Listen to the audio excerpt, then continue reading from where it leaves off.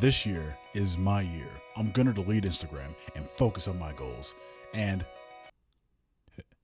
what's that? This year is my year. I'm gonna delete TikTok, wake up at 6 a.m., start a dropshipping store, do some push-ups, and finally get my shit together. This year is my year. I swear I'm gonna delete TikTok. Wake up at 5 o'clock every single morning, meditate, journal, manifest my dreams, dump everything into an NFT, get rich in crypto, and then I'm gonna find, okay, this year is my year. Waking up at 4 a.m., going on a dopamine detox. I read Atomic Habits, taking cold showers, listen to a few Huberman podcasts, so now I know I'm ready for it. This year is 3 a.m. up, 5 side hustles, red light sauna.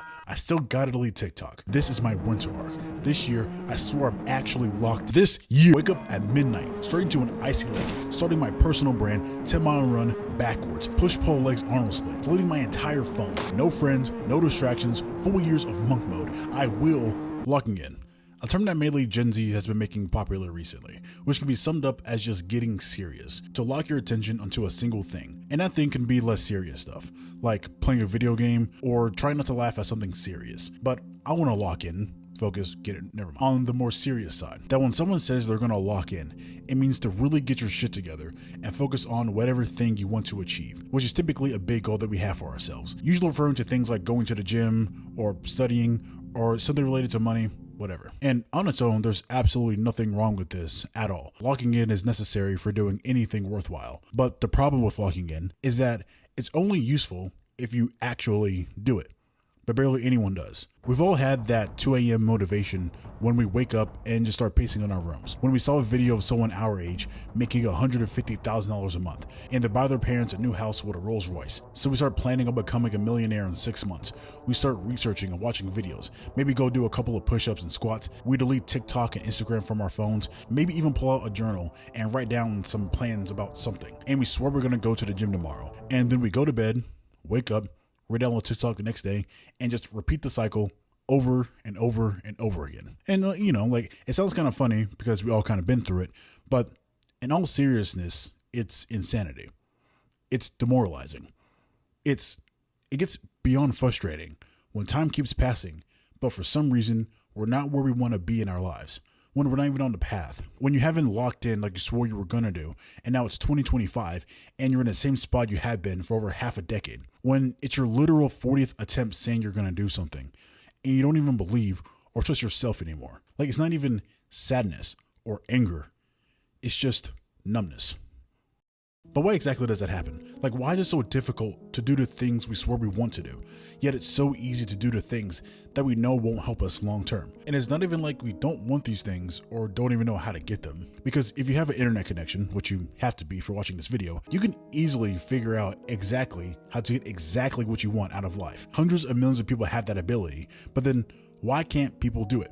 Why can't people focus? Why can't people stick with something longer than 75 days? Why will 90% of people live the same year over and over and over again? Why can't Gen Z seem to lock in? Well, first of all, it's not just Gen Z who can't lock in, but almost every human for all time. Because focusing on long-term goals outside of survival inherently goes against human nature and the way our minds work, but more on that in a second. And second off, why exactly is locking in so important? Because if you research different people who've done anything worthwhile in any domain, they all got there doing different things during different times, but the one common denominator between all of them is intense focus over a long period of time on one thing, which is definitionally, I don't know if that's an actual word, locking in. If you want to become world champion, you need to lock in. If you want to revolutionize personal computers, you need to lock in. If you want to lead the civil rights movement, you need to lock in. If you want to make legendary films, you need to lock in. Even if you don't want to change the world, but you just want to have a family, provide for them, be in shape, and live a simple life, you still need to lock in. Because we all have a certain amount of energy and time. And if we spread out this energy evenly amongst 1,000 different seeds, the most impressive thing you'll ever grow is 1,000 blades of grass. But if you're actually able to put your energy onto one thing, sure, you might not have 1,000 blades of grass, but the one thing you will have is an oak tree. And this idea of locking in is so ingrained in us that it's been seen throughout several stories and myths throughout history. Like, for example, the Buddha. He lived his life of luxury and comfort so he could sit under a tree and fully focus on finding enlightenment. And monks are basically the definition of being locked in. They remove all distractions and everything that brings temporary, mindless pleasures so they can focus on finding peace. This is also why we have the term monk mode, which is just another version of locking in. Even a lot of philosophers talk about removing distractions and focusing on what's actually important in their lives, and how chasing temporary, mindless pleasures gets you nowhere long term. Because even eons ago, they understood that having your energy spread all over the place doesn't get you anywhere and leads to an empty life. And also, in almost every single story with a hero's journey, they have to lock in and focus relentlessly on changing into a better person or overcoming a huge obstacle. Even in a lot of shows or movies or entertainment, if you think about it, a lot of the time, a lot of people's favorite or most memorable parts is when a character gets serious, when their eyes change, and you can tell that they don't care about anything else other than the goal. Especially in sports, when athletes in the zone or they have tunnel vision and they just even if you look at different biographies of people in the not too distant past, or motivational speakers, or people who are alive today, they all mention the focus, the grind, the locking in, how they went through periods of relentless focus and they removed distractions so they could really get shit done. And how even during those moments, even though they weren't all sunshine and rainbows, they look back at those moments in admiration because it molded them into becoming a better human being. And I think locking in is something that we all subconsciously strive towards, because we all know that it's the closest answer we have to the big question, how to be happy. Because if you've ever actually been locked in, or you've gotten into a flow state, or just have gotten lost in the progression of an activity, you know that it's one of the best feelings that you can experience. Not buying something, not doom scrolling, not giving into instant gratification and pleasures, but the climb itself towards a worthy goal that we decide on, even if it's hard and challenges us. Basically, locking in isn't even a new concept, but if we all know it's important, not just important, but necessary, and it's been around for eons, and today we have more tools and information to mold ourselves into whoever we want to become, then why doesn't it work? Like, obviously it does work, folks will never hurt you, but then why do 95% of people never actually get the results they want to? Why can't we lock in? Okay, well, there's 4 big reasons why locking in doesn't work for most people. For one, most people have no why. Most people don't even start with a reason, the purpose of why they're deciding to lock in. They say they want to change, but don't even know why. Like, why go to the gym? Why start a business? Why study? Why make money? Why wake up at 4 a.m.? Those things are not bad to do at all, but if you don't have a damn good reason on why you're doing them, you will not do them by yourself long term. Because we all have this thing called a brain, and your brain is going to control your automatic baseline behaviors. And your brain is brilliant, but it's also lazy. Not because it's trying to be lazy, it's just because it's trying to be efficient. And your brain doesn't care about anything except surviving long enough to reproduce. Everything else it will put in as little effort as possible. And your brain will always automatically focus on 2 things: needs and wants. Needs are different things like breathing, food, water, shelter, safety, like stuff like that. Your brain will literally fight to the death to meet these things.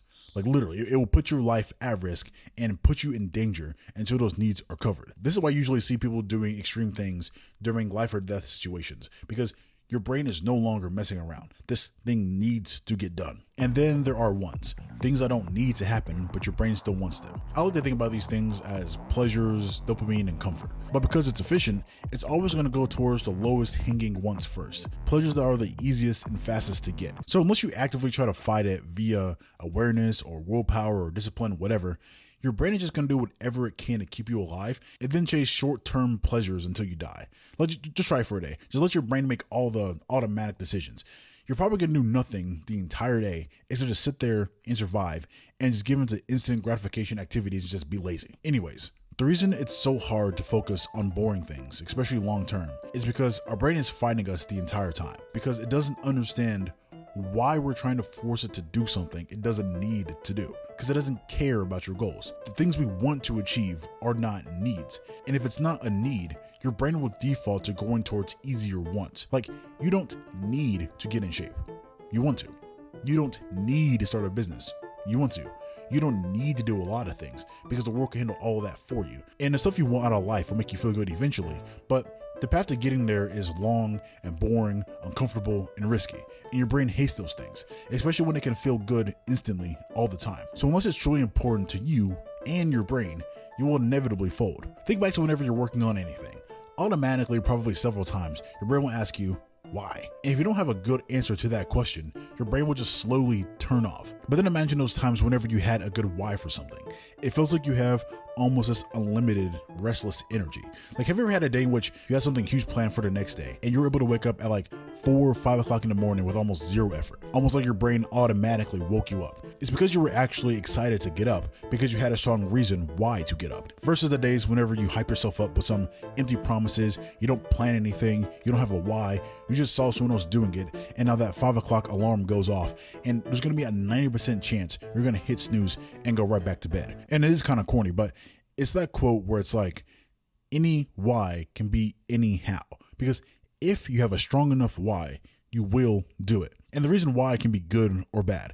If someone put a gun to your head, is one of those things we've heard our entire lives. And it shows us that we will do crazy shit we don't want to do if you have a good reason behind it, even if it's negative. Same with if someone gave you $1 billion, shows the crazy shit we will do trying to chase a huge reward. But most people usually have neither of those. They're just floating around in the middle. They don't have a pain they're running from or a huge reward to chase. So a big reason people can't lock in or focus on something long-term is because they don't even have a good, strong reason why behind it. Like, it needs to be something bigger than, I want to get rich or I want a six-pack. But like, why? And why that? If someone says they want a six-pack, but don't really have a good reason why, then there's a 90% chance they just won't do it. But then if someone says they want a six-pack because they were bullied their entire lives and they want to prove to themselves that they can do it, that's a much stronger why that will push them to do things that they don't want to do, even when they don't want to do it. For most people, the goal disappears for themselves as soon as they put their phone in their hand. It's not something that's so important to them that it bothers them not going towards it. Something so important to them that doing anything outside of the progression of that goal seems like a waste of time. Something that would be the last thing on their mind whenever they go to sleep and the first thing on their mind whenever they wake up. If you can find that thing and focus on it, then locking in becomes almost automatic, because then you simply do whatever it takes to achieve that goal.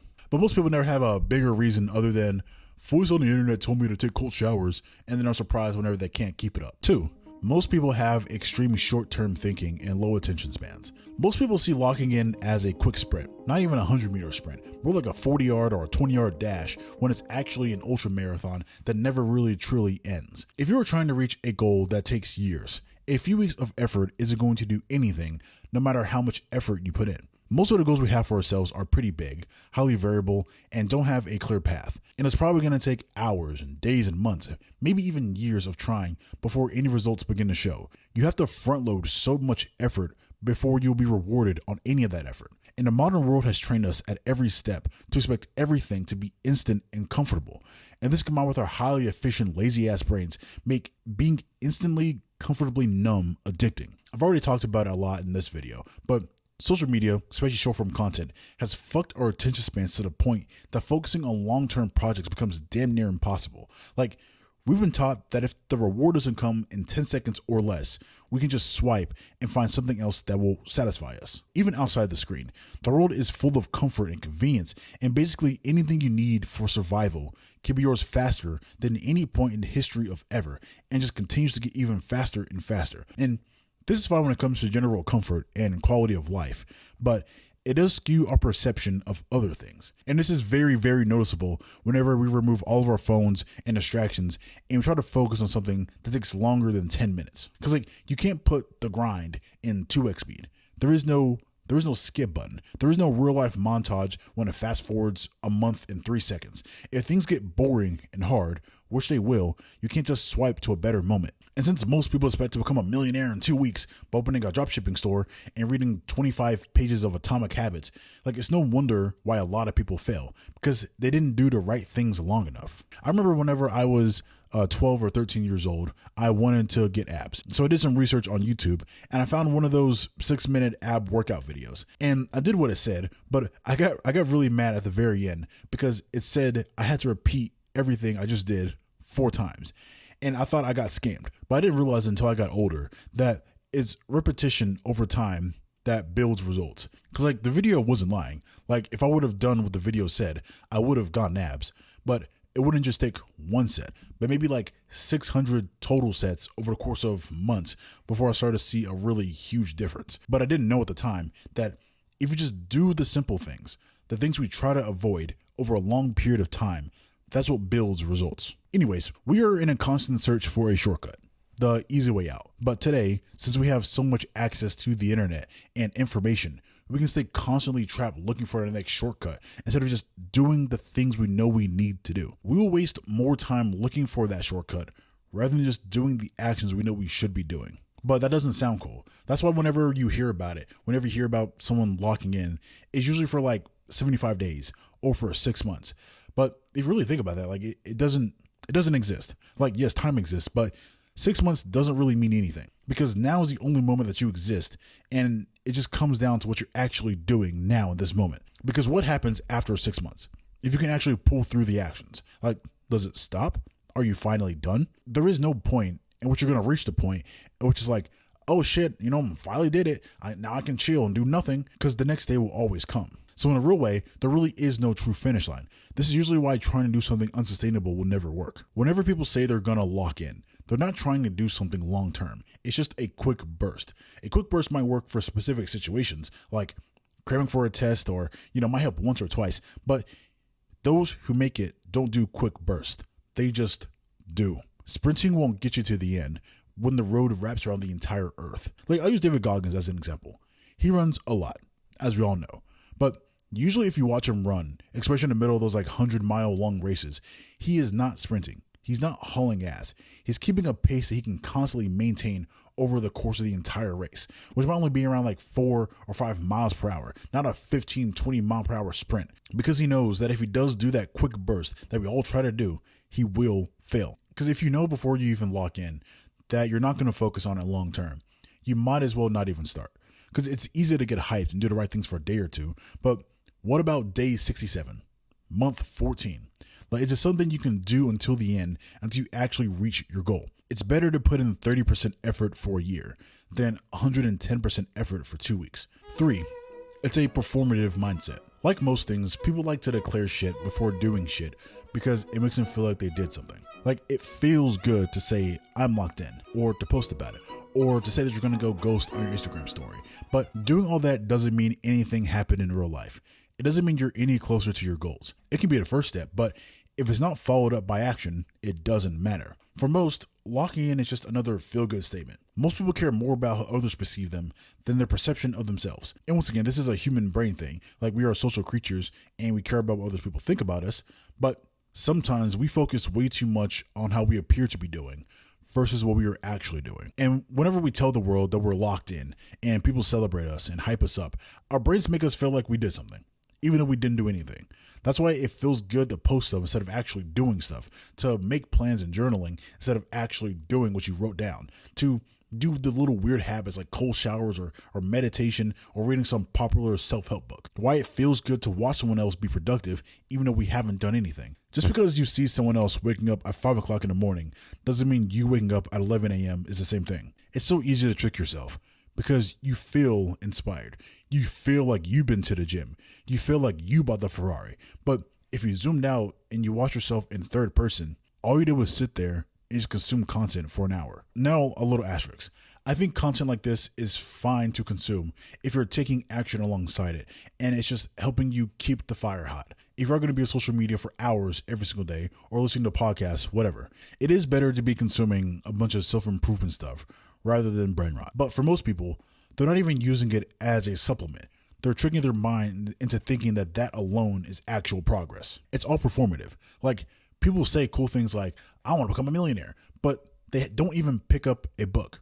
Don't even make a plan. Don't even learn what money actually is. They don't change anything. They don't try. They keep swiping on TikTok, and they think the best way to make money is to start a clothing brand with $50 or YouTube automation with faceless AI slop. They have no plan, no goal, no knowledge, no long-term strategy, just a temporary emotion that will fade just as quickly as it came. And then most of the time, the trigger for someone locking in is watching a David Goggins TikTok yelling at them, calling them a bitch. And that might keep you going for a few hours, but it fades very fast when things get actually hard. If the cue for you locking in comes from something else other than yourself, you will fail. If you need someone to tell you to lock in, then you're not actually locked in. And most people don't know how to actually work on something outside of the things they're told to do. Most people will put more time and effort into pleasing someone else rather than focusing on the goals they have for themselves. For example, if someone was told to be up earlier at their job at 6 a.m. instead of 8 a.m., they would be there at 6 a.m. But then if they made the same promise to themselves that they'll be at the gym at 6 a.m., they would sleep in and miss it for the third week in a row. Basically, a lot of motivational lock-in stuff is usually advertised as fun, high energy, feel good, hoorah. But if you've actually done something on your own, you realize it's the opposite. It's boring. It's hard, which is why it's difficult to stick with it, especially when you're surrounded by so many other pleasures and distractions. And if the only fuel you have is motivational TikToks or Instagram Reels, you will fail. And 4, most people have unrealistic expectations. Let's say you're locked in for 6 months. People expect those 6 months to be perfect and smooth. They think that the second they say the words out loud, I'm locked in, the universe will change and it'll be a perfect road. That one day they're just gonna start and it's gonna be this magical ride, and then get blindsided when they run into a problem 5 minutes later. People want fast, easy results. So when someone works on something for a month and sees nothing, they give up. If you ever worked on a project alone, whenever no one else told you to do it, and you actually did it and stuck with it until the very end, you realize that it took much more time than you thought it would in the very beginning, and it took more energy than you originally expected it to. 99% of your time was spent in quiet frustration and self-doubt, and there were at least 100 little roadblocks that could have stopped you at any point. It's difficult. It's hard. It actually challenges you. You're taking on a task that literally nobody is telling you to do, and you don't even have to do it. And when you reach the end, you realize why so many people never do anything long term. Because there's a massive difference between acting like you are something versus actually doing it. The hype and the theories of how to be productive versus actually throwing all of yourself into a task and getting lost in it. You start to understand that there is no secret. The only thing you can do is do. It's not a Rocky movie when you do 5 push-ups and the whole crowd is cheering for you. It's usually dark and quiet and boring, and it's usually very lonely and unmotivating as hell. You're going to constantly feel like you're behind, doubting yourself every step of the way, wondering if what you're doing is even worth it and if you should stop. Your brain is going to fuck with you more than the actual task itself. And sure, there are things that you can do to help, but you can't avoid doing the boring part. The thing we know we should be doing, that we try our best to avoid. They also think that during that period, it's going to be this constant up, up, up, and every day is going to be 100%, when in reality, half the days are going to be below average. If you focused for a full year, that means 6 of those months are going to be below average. And most of that time, average doesn't even feel good. Some days are going to be missed. Most days you aren't going to do everything you set out to do. And maybe 3 of those days are going to go absolutely perfectly when all the stars align. But most people give up after 5 days because it gets hard and it doesn't meet the expectations that the world gave us. So yeah, when you combine all these things, you understand why locking in over a long period of time is so hard for most people and why it's never really easy. We are biologically hardwired to chase comfort and avoid pain. The big goals we have for ourselves are wants, not needs. And most people don't even know what they truly want and copy other people's 4 a.m. morning routine without creating their own that fits their own goals. They think results are going to happen tomorrow and care about the image of progress versus making actual progress. So when the time finally comes to sit down and do the work we know we should be doing, we stop. So if locking in can work, but it doesn't for most people, then how do you actually make it work? Well, first, step 0 is that you need to have a why, a good why, a great why. But not just a single why, but I would argue why cubed. Why to the why to the why. Just think about almost any movie or story or anyone in real life. Whenever the character has the moment in which they obsess over a goal and they lock in. Why does that happen? It's because they found their why. Something clicks in their mind, and that purpose, good or bad, is something that becomes a need. And it's usually something bigger than themselves, something more than some small, vague, superficial reason like, I want to get strong, but rather something like, I need to protect the village from the evil that's going to come in 5 years or something like that. I don't know. And then once they find that strong reason why, stopping them becomes almost impossible because they will put literally all their efforts into it. Or sometimes they won't stop until they're literally dead. Now, in the real world, it doesn't mean you need to save the universe from destruction or anything crazy like that. That you need to have your motivation so dark and so important that you sacrifice every little thing that ends up costing you more in the end. But the closer you can make your goal a need, the better. Or your brain's going to fight you every single step of the way. Because, okay, if you don't pick a goal that you need to do, if it's not something that's so important to you that you can't stop thinking about it, you simply won't do it. because the world we live in today gives us so much instant comfort and pleasures and distractions, and this ocean of instant gratification is going to easily drown out a meh reason for doing something. If you're going to do something over a long period of time, you need to have something else as fuel other than your motivational, happy, feel-good emotions, because one day you feel great and the next you're questioning the purpose in anything. And if you solely rely on them, then your progress is also going to be random, just random bursts of motivation that get you nowhere long-term. It's corny, but it's like the quote I said earlier, how any why can overcome any how. Or if you want to succeed as bad as you want to breathe, then you'll be successful. It sounds kind of corny, but it does have a lot of truth behind it. You constantly just do breathing, even though you're not constantly thinking about breathing. And if you don't breathe for 30 seconds, you will do anything to get air because it's a non-negotiable. Or almost any example, if someone said you had to do X, Y, or Z in 6 months, or you're homeless, or they were going to harm you and your family, you would make it work,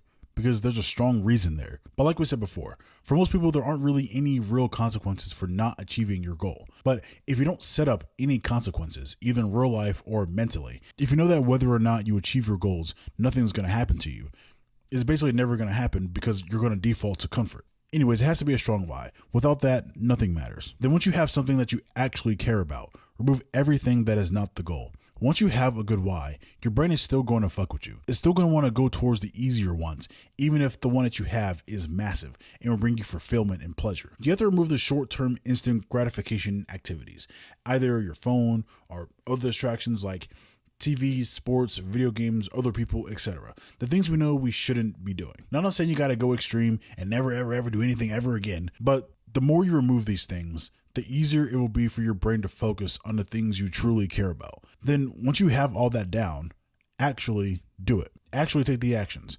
Not talking about it, not watching videos, not posting on social media trying to make it seem like you're doing something, but simply just doing. The times whenever I've made the biggest progress in my life or towards my goals is whenever I said fuck how I feel and just do what I know I needed to do. Because there have been a lot of times when I have just listened to my brain all day, every day. And all it does is just stop you from doing the things you know you want to do by just giving you logical reasons for inaction. And probably the most annoying thing about it is that feeling of resistance, that self-doubt, the reason not to do something is literally always going to be there. And because your brain is you, it literally knows the perfect thing to tell you to stop you from doing the things you know you want to do. It knows how to give you the perfect excuse every time. But because it's a constant and will always be there, if you listen to it, it just means you will never make any progress ever. You know exactly what you have to do, so just do it. It's simple, not easy, sure, but you are literally running out of time. Then the hard part is to just keep going. This is where almost everyone stops because it requires consistent, boring effort without getting rewarded for the long time in between. And there's no secret to this. You either do or you do not. Either you keep going or you stop. And once again, it doesn't have to be perfect, but even showing up 10% one day is infinitely better than doing nothing at all. I like to think about the Grand Canyon.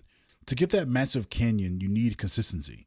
It took over 5 million years for it to be what it is now. And I would imagine some days a lot of progress was made, while there might have been probably years when nothing happened at all. But to get where it is now, it never truly stopped. It just kept going, even if it wasn't going full speed the whole time. And finally, this is what's helped me a lot personally. I think the last thing that you can do is expect the hard and embrace it. Of course, this is easier said than done, but a lot of the time, we don't do the things we need to do because we have the thought in the back of our minds that we're just going to have to experience discomfort and sacrifice the things we want to do over the things we want most. And it's just going to be all bad every single day. But a big reframe I've had in my mind is that instead of thinking that I get to experience discomfort every single day, I try to change it to I get to experience the greatest feeling ever every single day, which is achievement towards personal goals and overcoming resistance. So I try to have that glued to the front of my mind to keep going until I remember why I started. And also I think it's helpful to remember that literally no matter what you do, it's going to be uncomfortable. Even if you do nothing and you give into your instant pleasures, you're going to feel uncomfortable knowing that you're not achieving the true goals you have for yourself.